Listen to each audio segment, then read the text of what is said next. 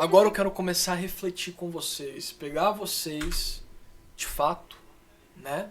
A gente vai começar a se aprofundar de fato no que são as egrégoras, né? No teor principal do curso, do workshop. E para entender isso, é importante a gente perguntar para nós mesmos. É muito importante isso. Aqui, muitos de vocês podem ser que já conheçam o mentor de vocês, ou não precisa conhecer o mentor de vocês, mas poxa, olha para a vida de vocês. Onde vocês tiveram mais conexão com a espiritualidade? Poxa, eu não sei quem é meu mentor, mas eu me identifico muito com o hinduísmo. Eu não sei quem é meu mentor, mas eu gosto muito da natureza. Eu não conheço muito o meu mentor, mas eu gosto muito de anjos. Cara, todo mundo fala de mentor de falange assim, assim, assado. Mas eu gosto muito de seres de outros planetas. Independente de tudo, por que você gosta? Por que o seu mentor se manifesta como uma cigana? Por que o seu mentor se manifesta como um ser de outro planeta? Por que o seu mentor se manifesta como indígena? Vocês sabem responder? Ah, é porque na outra vida ele foi isso. Não, não foi não. Pode ser que ele tenha sido, pode ser que ele tenha sido. Mas não é isso que ele quer despertar em você. Não é isso, não. É outra coisa, no fundo. Outra coisa. Antes da gente entrar para as egrégoras, que agora é a parte que a gente vai começar de fato a explorar cada uma das egrégoras, o que elas são, o que elas representam,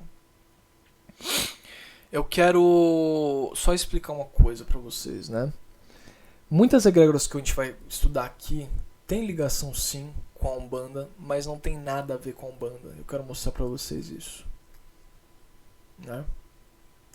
Porque essas egrégoras, elas são muito mais profundas e ricas, né? A gente sabe, né? Muitos de nós aqui conhecemos a Umbanda a partir da história da criação da Umbanda, a partir do Zélio, né? Que é a história do cara que ele incorpora um caboclo chamado Sete Encruzilhadas, em 1904, se eu não me engano, né?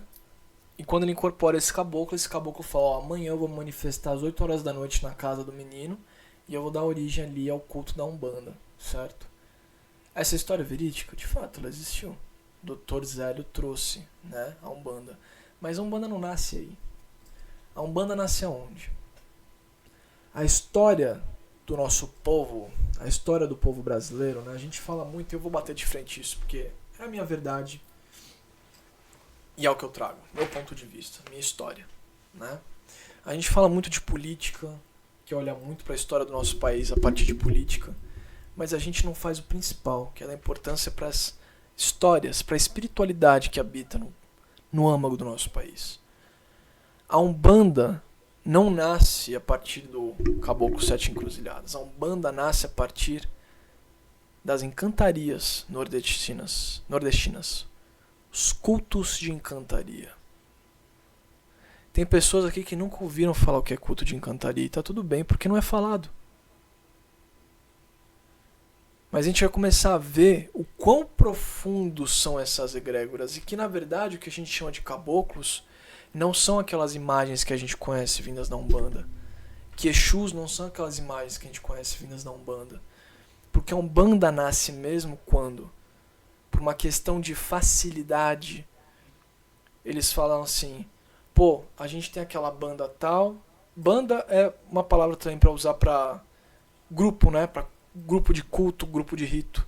A gente tem a banda A, banda B, banda C, banda D, a banda 1, 2, 3, 4. Ao invés de a gente ter várias bandas, vamos fazer uma banda só? Uma banda? Umbanda. É aí que de fato nasce. É aí que de fato nasce.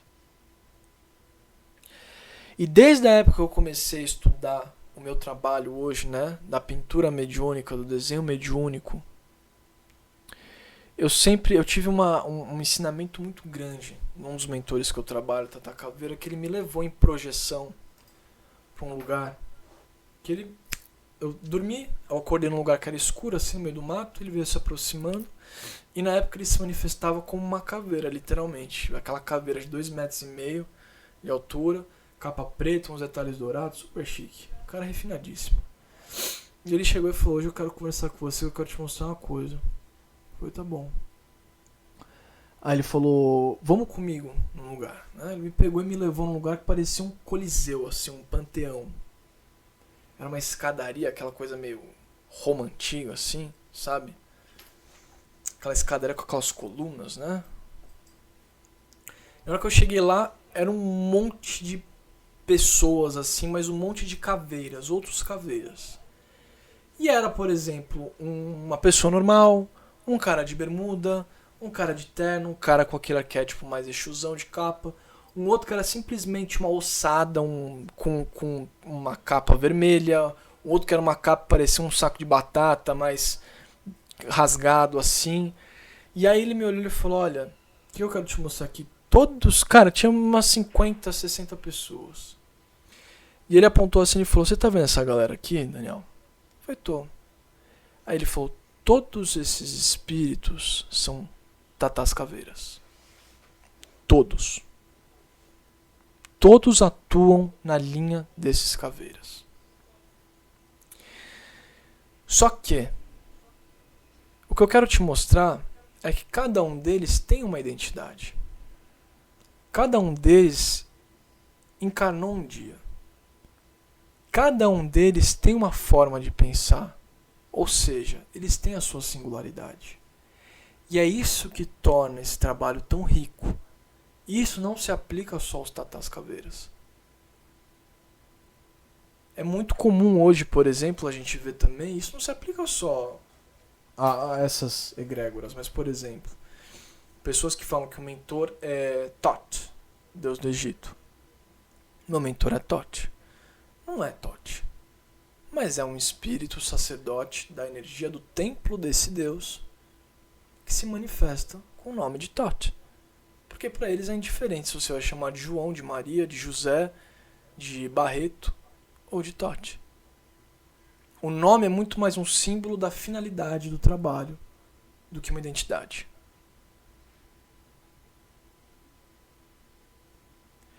Então é importante a gente trazer isso porque as egrégoras da Umbanda estão à disposição. As egrégoras da Umbanda não. As energias que existem por trás, antes mesmo da Umbanda nascer, estão à disposição e elas são muito mais ricas e muito mais necessárias do que a gente pode imaginar. Por trás de cada uma dessas entidades que tem um nome, existe uma história. Existe um conceito, uma forma de se pensar. Todos estão a serviço. Isso é o mais importante.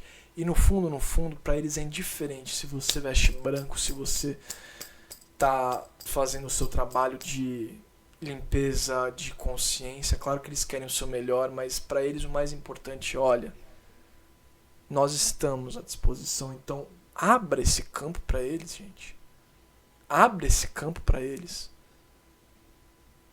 E eu não vou ensinar aqui para vocês hoje assim, olha, se você quer se conectar com o mestre do Oriente, um mestre hindu ligado à linha de Rama, de Sitara, de Ramatis, de Ganesha, de Hanuman, de Lakshmi, você tem que acender a vela na cor determinada, na vela dessa cor, tem que fazer o mantra Om Mani Padme Hum. Não. Porque vocês sabem mais do que eu aqui. Que a única coisa que separa você do falar com o mentor é atender ou discar o número desse telefone. Só isso.